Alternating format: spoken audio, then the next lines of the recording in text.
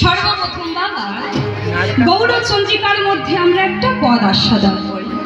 কারণ দেখুন মা, আমরা তো সকলে হলাম কলিযুগের মানুষ, আর আমাদের ভগবান হচ্ছে কলিযুগের ভগবান হচ্ছে আমাদের নদিয়ার চাঁদ গৌরখ।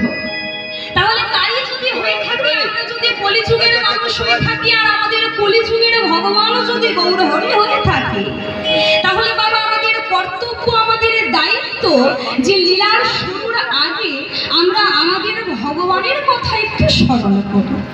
তাহলে লীলার শুরুর আগে বা লীলায় যাওয়ার আমরা এই গৌরচন্দ্রিকার মধ্যে কিছু সময়ের জন্য এই কলিযুগের ভগবান গৌরহরির কথা স্মরণ করি।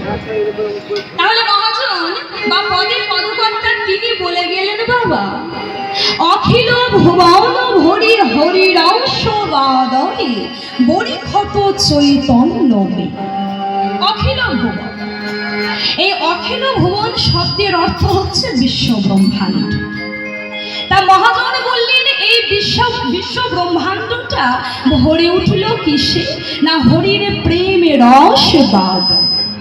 আমরা দেখবেন মা, গগনে সদা সর্বদাই মেঘ দেখতে পাই না।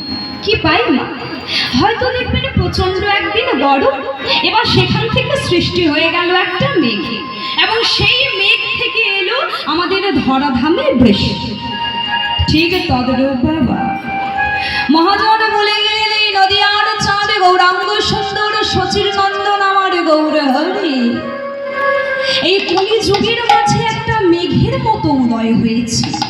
এবং উদয় হয়ে যখন প্রভু ধরাধামে এলেন, শুধু তো নিজে আসেননি, প্রেম ভক্তি ভালোবাসা নিয়ে বৃষ্টির মতো বর্ষণ হতে হতে এই কলির জীবের কাছে পতিত হয়। এবার মহাপ্রভু যখন এসেছিলেন, একটু বলে রাখি, এই নদিয়ার চাঁদ গৌরহরি কিন্তু নিজের জন্য আসেননি বাবা, এসেছিলেন আমাদের মতো হতভাগ্য জীবের কথা চিন্তা। কারণ দেখুন, এই কলিযুগটা এমন এক যুগ, যে যুগের 3 ভাগ অধর্ম আর 1 ভাগ ধর্ম। মানে আমরা তো জানি বাবা যে আমাদের হচ্ছে 4টি যুগ, সত্য, ত্রেতা, দাপর এবং কলি। তাহলে সর্বপ্রথম যখন সত্য যুগ ছিল, সেই সত্য যুগের ভগবান হচ্ছে প্রভু শ্রী নারায়ণ। সত্য যুগের পর যখন ত্রেতা যুগের আবির্ভাব হলো, তখন প্রভু শ্রী নারায়ণ হয়ে চলে এলেন নবদুর্গা দলশ্যাম প্রভু শ্রী রামচন্দ্র। আবার যখন ত্রেতা যুগ পেরিয়ে দাপর যুগ এলো, তখন প্রভু শ্রী রামচন্দ্র হয়ে এলেন ভগবান কৃষ্ণচন্দ্র।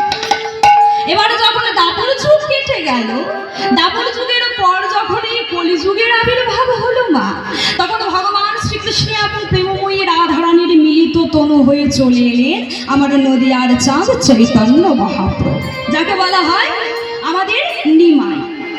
এবার গৌরহরি যখন এসেছে নদিয়ার মাঝে, অধর্মকে দূরে সরিয়ে ধর্ম প্রতিষ্ঠা করার লাগে মহাপ্রভু এসেছে। যে আমি তো জানি কলিযুগে ধর্মের থেকে অধর্মের প্রাদুর্ভাব বেশি। তাহলে আমি যদি কলিযুগে না যাই, কলির জীব ধর্মের পথে অগ্রসর হতে পারবে না। কলিযুগের আসল যে সম্পদ হরিনাম সংকীর্তন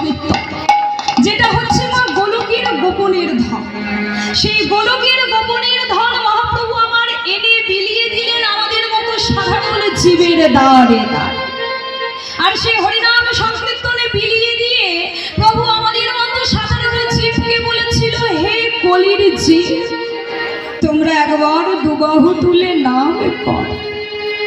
এই কলিযুগের মহামন্ত্র হরে কৃষ্ণ নাম তোমরা যদি প্রেম দিয়ে, ভক্তি দিয়ে, ভালোবাসা দিয়ে করার মতো একবার করতে পারো, বদনে বলার মতো একবার বলতে পারো, তাহলে বারবার বলারও দরকার নেই, আর কঠিন তপস্যা করে ভগবানকে ডাকারও দরকার নেই।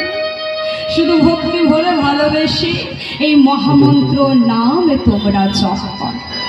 এবার দেখুন না, এই যে মহাপ্রভু নেমে এলেন, কেউ তো আর এমনি এমনি আসে না। না, এই আপনারা ধরুন অনেকেই এসেছে, এটা কারণ হচ্ছে বাপের বাড়ি, আত্মীয় বাড়ি, কুটুম বাড়ি, তাই তো এই গ্রামে একটা অনুষ্ঠান হচ্ছে, যার জন্য যে যেখান থেকে এই গ্রামে এসেছে। এমনি এমনি তো আসেননি, আপনাদেরকে নিমন্ত্রণ করা হয়েছে, তাহলে এসেছেন আপনারা।